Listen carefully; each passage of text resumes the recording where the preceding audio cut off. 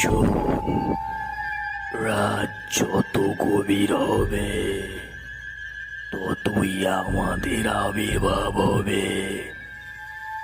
এখানে এভাবে থাকিস না তুই।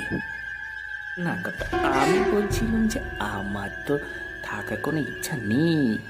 তা আমি তো এখানে ফেসে গেছি গো, আমি কার সাথে যাবো বুঝতে পারতেছি না। আমার কথা কি তুই শুনেছিস? না শুনলে নিজেই পস্তাবি। নিজের পথ দেখ।